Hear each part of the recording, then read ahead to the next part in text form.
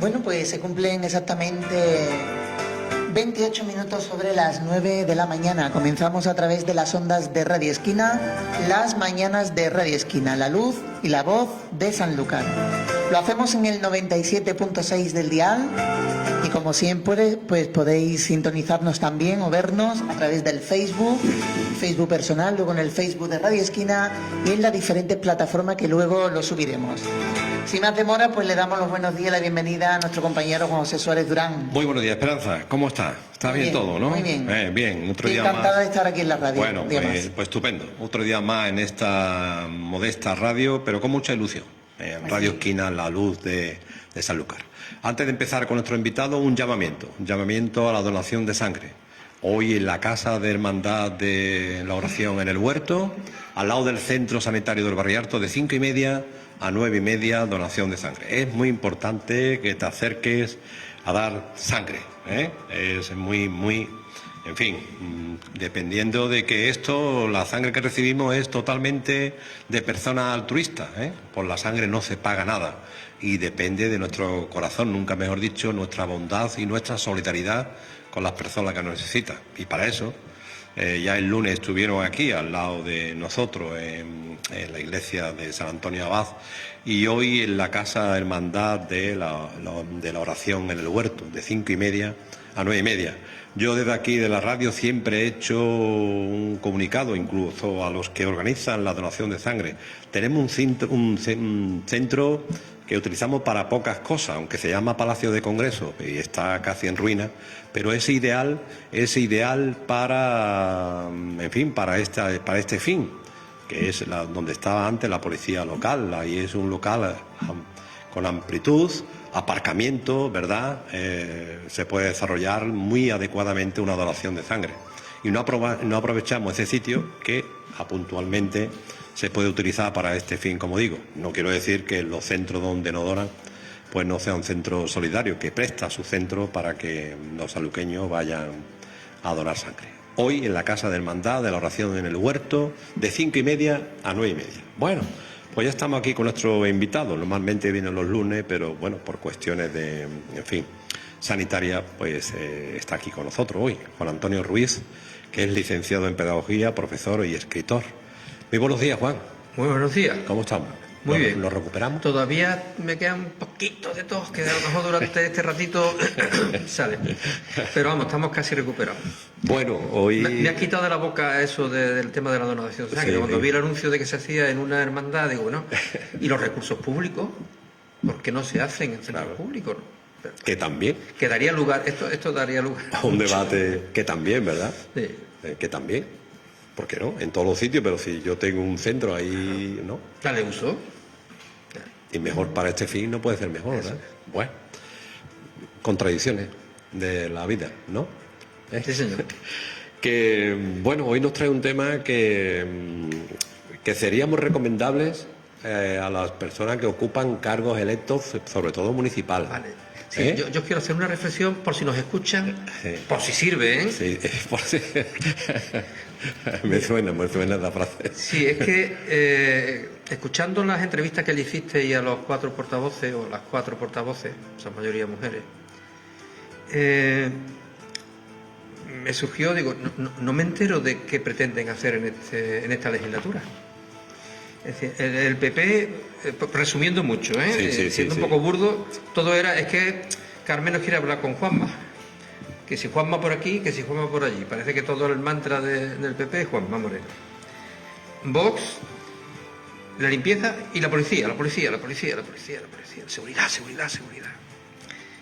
El PSOE, ya lo decía yo, me diciendo como... Y no tengo dinero. Anda. Todo es no tengo dinero.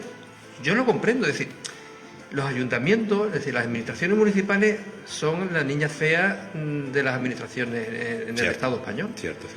Primero se distribuye un porcentaje de lo que se mueve en las administraciones muy pequeño para aquella administración que está más cercana a la ciudadanía y que tendría que tener recursos suficientes. Pero además, con las leyes Montoro, en plena crisis se decide capar en la práctica la capacidad de los ayuntamientos. cuando el origen de la deuda pública que se produce en esa época en el Estado español son básicamente el 50% era el Ayuntamiento de Madrid, con las inmensas obras públicas, entre otras el soterramiento de la M30. El 50% de la deuda pública del Estado español, cuando se toma la decisión de capar a las administraciones, es el Ayuntamiento de Madrid. Y otras administraciones en manos del Partido Popular en aquel momento, que hacen aeropuertos que no reciben aviones y que se hacen cantidad de cosas que no servían para nada.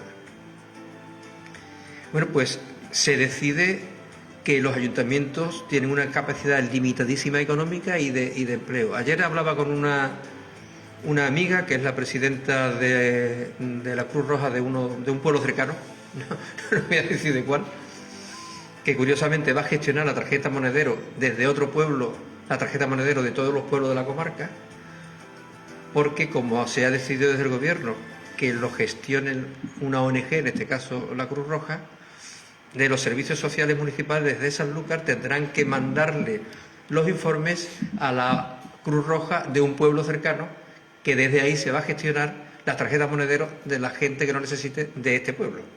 ¿Y por qué ocurre?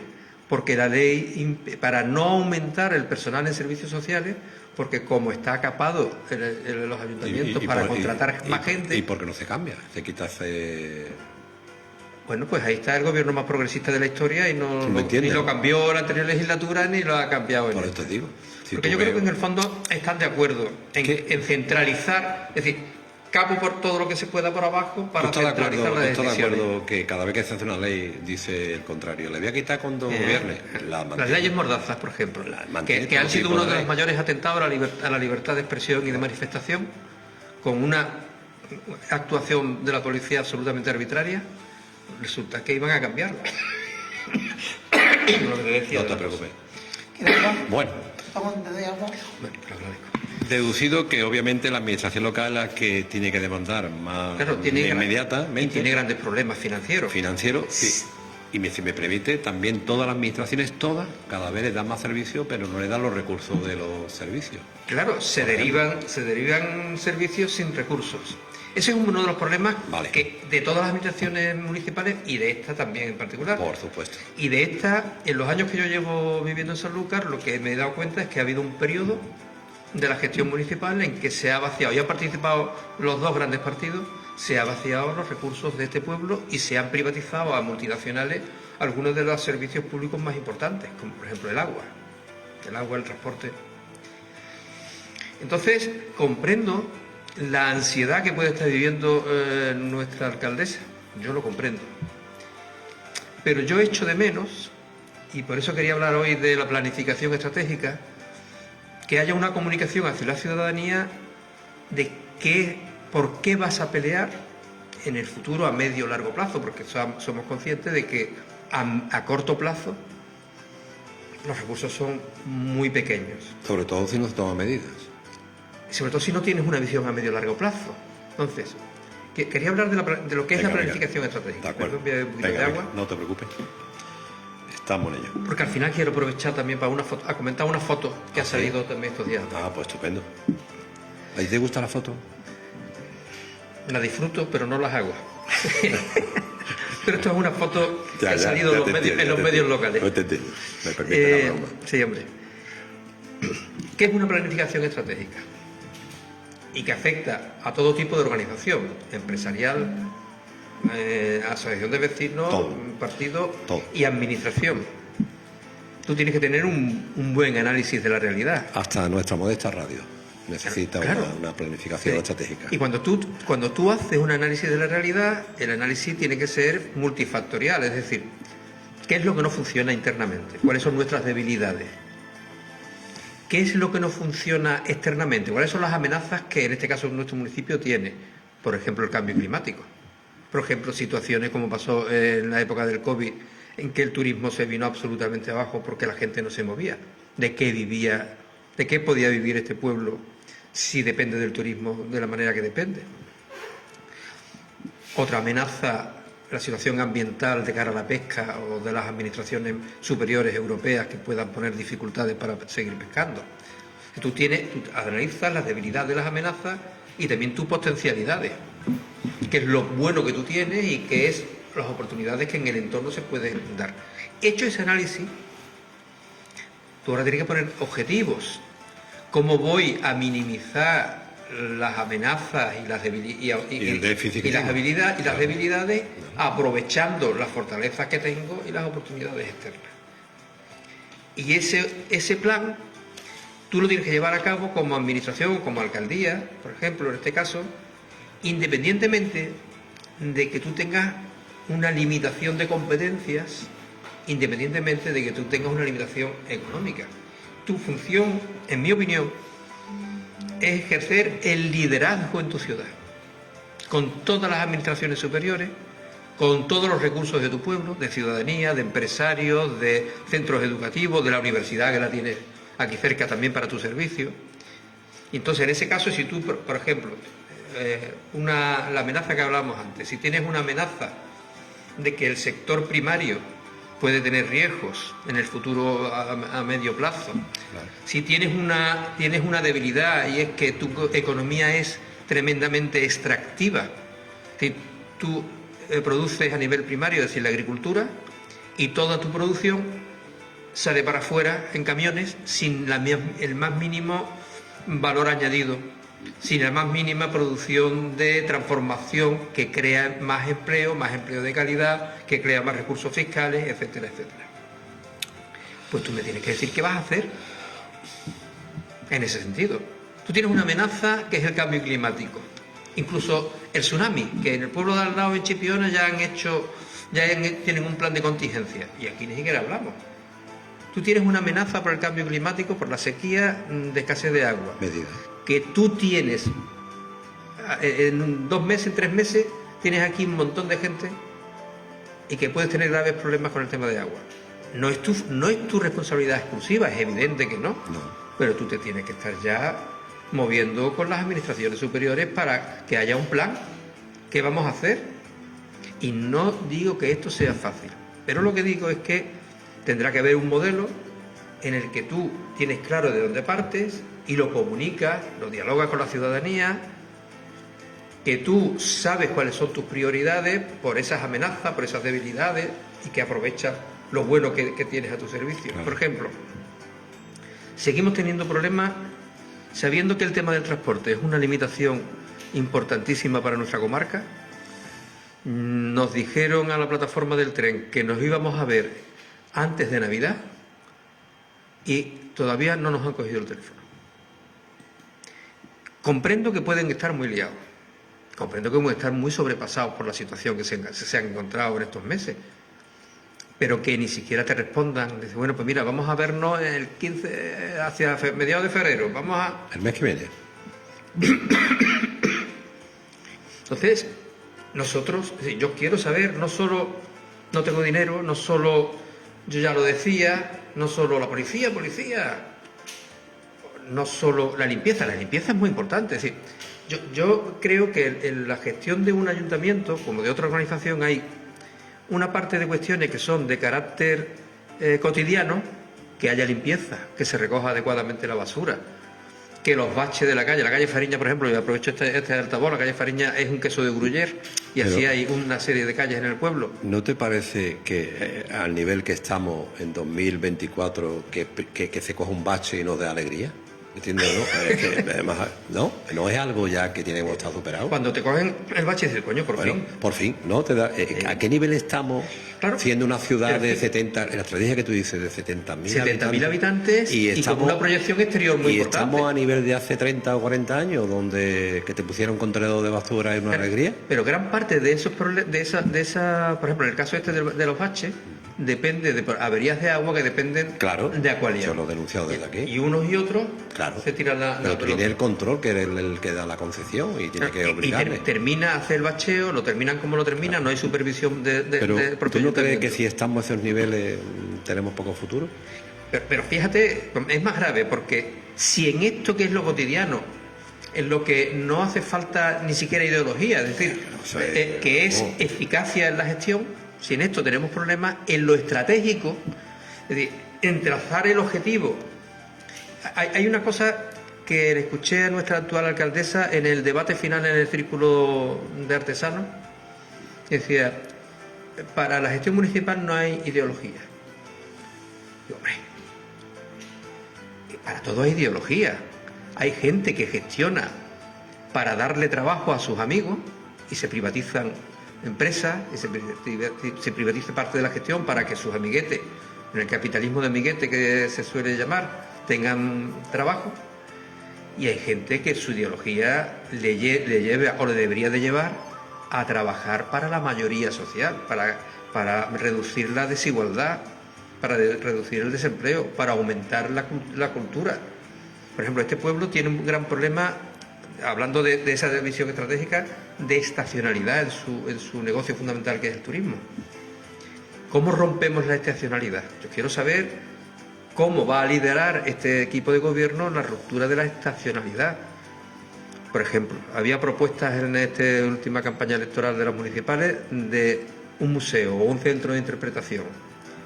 Es cierto que tú no tienes dinero para hacerlo, pero las administraciones superiores, incluso la Unión Europea, que tiene mucho dinero para invertir si se gestiona adecuadamente, tiene. Y no gastarlo como se gastó en un edificio abandonado en la Barranca, el Mirador del Quinto Centenario, de una pesísima gestión. Ahí se han ido millones de euros que no van a llegar, cuando podríamos haber trabajado en otra dirección. Pues mira, viene bien lo que tú estás diciendo y si me permite la intervención. Sí. Gracias a un compañero, un amigo que nos escucha Radio Esquina, noticias de Alequindó Noticias.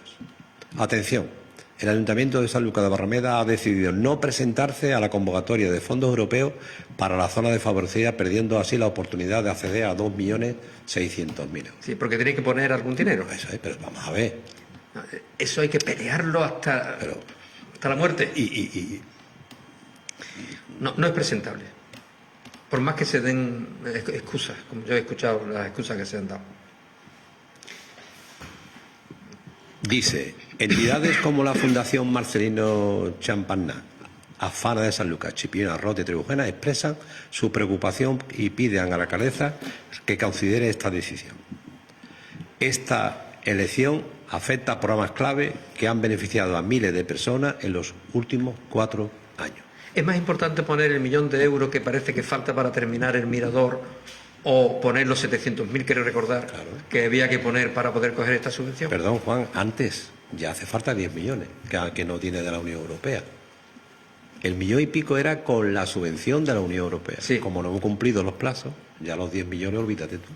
O sea que el mirador habrá que pagarlo, o se busca otras subvenciones, o habrá que terminarlo o quedará ahí. O quedará ahí, que quedará. Como una ruina de la fantástica gestión. Históricamente, perdón, sigue hablando, que te he interrumpido. Entonces, en definitiva, cerrando este asunto a poder hablar del otro que quería hablar, en definitiva, ¿qué creo que le debemos pedir la ciudadanía a nuestros gobernantes?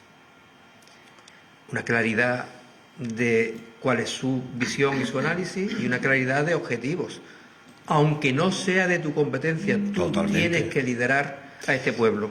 Tradúcelo, que alcaldesa es alcaldesa. ¿Cierto o no? Ya está, no hay más que dar la vuelta. No sé, hay un pacto de acuerdo con una tendencia, pero la tendencia de la alcaldesa tiene que ir por una línea como tal, ¿no? Claro, fue muy controvertido el momento de decidir si se gobernaba con el PSOE, porque claro, la otra opción era dejar gobernar al PP, que al fin y al cabo tendría que llegar a acuerdo con el PSOE. Yo comprendo que era muy difícil, porque se podría haber planteado no gobernar en esas circunstancias, porque el PSOE le ha puesto unas condiciones que en la práctica también ha capado mucho su capacidad de gestión. Así es. ¿Vale? Yo lo entiendo, es decir, que yo no ataco a Carmen Álvarez como... Pero vale la pena... Pero echo de menos esa capacidad estratégica. Pero vale la pena estar ahí si realmente no tengo capacidad de hacer nada. O al menos denunciar, tienes que denunciarlo, tienes que decirlo. Y el desgaste... O vamos a perder 4 años. Y el desgaste que estoy recibiendo, asumiendo una responsabilidad que otros dejaron... Pero, ¿y sabes qué más me preocupa de eso? Que no solo vamos a perder 4 años, en las que a duras penas va a poder mantener una gestión de lo cotidiano, sino que además es posible que la decepción creada haga que aumente para las próximas elecciones hay mucha decepción. la abstención, o que se vaya a un sitio que, como hablamos el otro día, tiene un nombre. Y es un nombre muy peligroso: aumentar el voto de la ultraderecha en este pueblo. Vamos conectando de alguna manera. El otro día vi unas fotos en las que estaba toda la corporación municipal en una de las iglesias de Sanlúcar, en la presentación del cartel y el pregón. Y de nuevo me produce cierta perplejidad. De Víctor Mora lo espero, porque hacía las jornadas de la Biblia como algo público. Creo que una administración, atendiendo al artículo 16 de la Constitución, no debe involucrarse en cuestiones confesionales, las tiene que respetar, pero no debe involucrarse.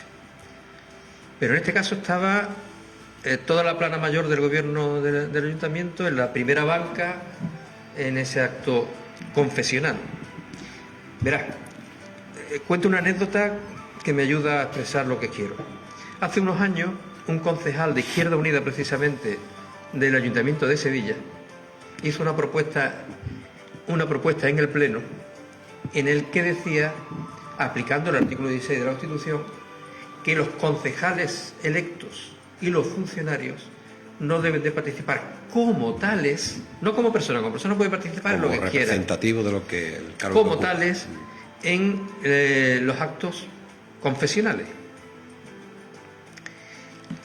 La derecha más recalcitrante de la ciudad le montó una manifestación con cofrades, con viejecitas, porque dijo, en una fake news de esa que nos tiene una noticia falsa, que lo que había dicho el concejal, que quería quitar la Semana Santa. Y le montaron una manifestación que intentaron pegarle, cuando lo que hizo es intentar que su ayuntamiento aplicara el artículo 16 de la Constitución, que es la separación entre Estado y cualquier confesión religiosa.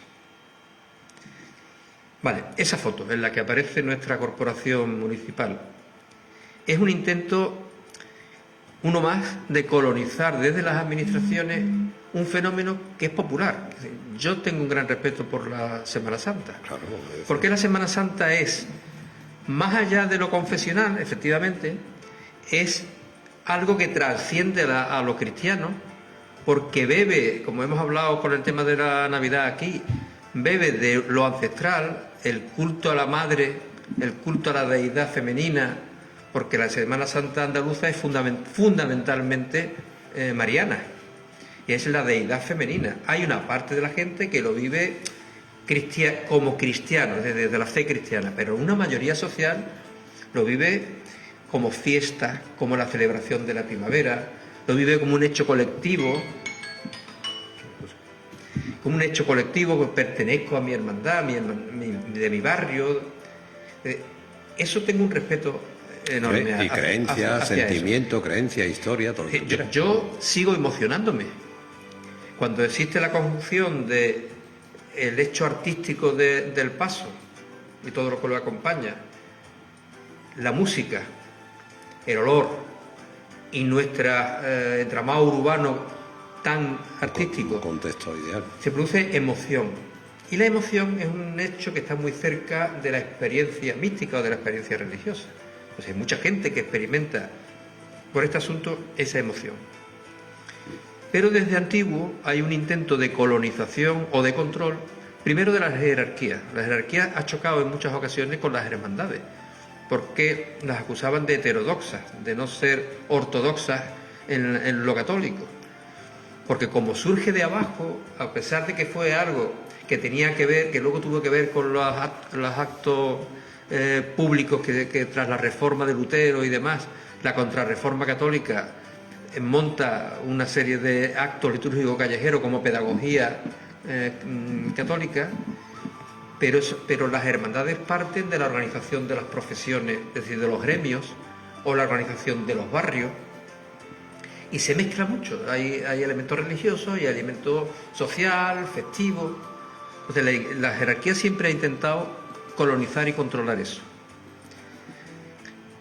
La derecha tradicionalmente trata de hacer lo suyo, de manera que, como yo digo algunas veces, el contenido más inconfesable, que es el ultraliberalismo económico que potencia el enriquecimiento de unos pocos a cambio del empobrecimiento de la mayoría, está envuelto en elementos de identidad tradicional. Y entonces la Semana Santa o incluso el Rocío, todo esto son excusas de una parte conservadora de la sociedad para defender sus posiciones políticas, cuando igualmente deberían de estar fuera, es decir, deben de no tener la relación institucional con un acto confesional. Pero que la izquierda, que tiene el principio de laicidad como un principio básico de su identidad, no comprendo, me lo tienen que explicar. No comprendo cómo acto litúrgico tras acto litúrgico, presentación de hermandades, que si la caridad, que si ahora este tema, y veremos en la Semana Santa también concejales, como concejal con su vara de mando o con su medalla participando en procesiones. Pero lo mismo digo de los funcionarios. La separación Iglesia-Estado debe de llevar a que no solo los cargos electos, sino los funcionarios y los militares o guardias civiles son funcionarios del Estado. Las bandas de música deben de ser civiles, bandas que hay a patar en esta tierra porque hay una gran afición musical, pero no hay que tirar del ejército, no hay que tirar de la Guardia Civil o en la Legión, como el caso de Málaga, que para mí es la contradicción más grande entre la fe en Jesús de Nazaret y un cuerpo militar llevando al Cristo. Por más que esto a alguna gente que nos escuche le puede sonar casi blasfemia, se escandalicen, pero es que Jesús de Nazaret era pacifista, era antiviolencia. ¿Cómo hacemos que hoy un Cristo sea acogido por un cuerpo militar? Entonces... ¿Te llama la atención esa fotografía? Me llama mucho la atención. No por gente que siempre ha estado en esa línea, sino por gente... Claro, si tú quieres estar como persona, que eres cofrade, puedes que no estar, te vea. Puedes estar en el público. Pero si tú nunca has sido cofrade, ahora como autoridad crees que tienes que estar porque no acabas de concebir que hay una separación entre tu administración, a la que tú encabezas, y una organización religiosa. Cierto, recuerdo que un compañero nuestro, en 2 legislaturas, nunca nos enteramos que era cofrade. Siempre se vestía ocultamente a través de la línea y nadie sabía que se vestía en su hermandad. Hasta al cabo del tiempo nos enteramos, pero durante el periodo nadie se enteraba de nada. Amigo. Es que esto que estoy planteando no es ir contra la fe, contra los actos populares, que no lo entienden así, sino que no tiene que mezclarse la autoridad electa y la autoridad funcionarial con un hecho confesional. Y sobre todo que confundimos el mensaje. El que está en una línea tiene que mantenerla así. Anteriormente yo tenía una línea de una San Lucas laica, de esto o lo otro, sin confundir. La foto esa choca, ¿no? Claro, yo digo... Si no se justifica, claro. Ninguno tiene justificación, atendiendo al artículo 16 de la Constitución, a como autoridad electa estar en un acto religioso. Lo que pasa es que efectivamente me choca más de quien tiene como principio, porque la izquierda, algún día podremos hablar de qué es izquierda y derecha desde mi punto de vista. Yo quisiera saberlo, yo no me entero. Algún día podremos hablar de eso, pero estamos dando por hecho que la izquierda tiene un principio de laicismo, de separación entre confesiones religiosas y estados o administraciones. Me choca más en ese sentido la foto. Probablemente se hace por estar a bien por valorar que es un fenómeno popular, que quiere apoyar el fenómeno popular. Pero mientras tenga ese distintivo confesional concreto de una confesión en particular y el acto mismo estaba encabezado por un cura párroco determinado, creo que tiene que darse esa separación de forma efectiva. Y hay que dar pasos. A lo mejor todos los pasos no lo puede dar de una vez, pero empieza a dar pasos, empieza a no estar presente en determinadas cosas, ¿no? Muy bien. Ha quedado clarísimo la primera parte y la segunda, la opinión de... En muy pocos minutos, no sé si consigo... Sí, hombre, pocos minutos, 30 minutos. Ya tengo temas para las dos próximas sesiones. Pues ya está. La próxima quiero hablar del habla andaluza. Hombre, por favor, buena. Vamos a dejar un poco el tema del partido político y vamos a hablar... un tema interesante. Y hago una recomendación a nuestros escuchantes, si quieren prepararse, que busquen en YouTube un vídeo que se llama Las lenguas romances no vienen del latín. Rompe la cabeza, hace estallar la cabeza a alguna gente. Pero está muy bien documentado y está muy bien explicado. Y ahí nos introduce a lo que ellos llaman el ibérico y el tartésico. Es decir, lengua escrita desde hace 3000 años. Las lenguas romances no vienen del latín. Muy bien, Juan. Cuídate mucho. Nos vemos pronto. Venga, gracias por participar en Radio Esquina. Venga. Dios bendiga. Hasta luego, buenos días. Hasta luego. Esperanza, nosotros una pequeña pausa e inmediatamente nuestras próximas invitadas. Venga. Venga, hasta ahora. El lunes o el miércoles.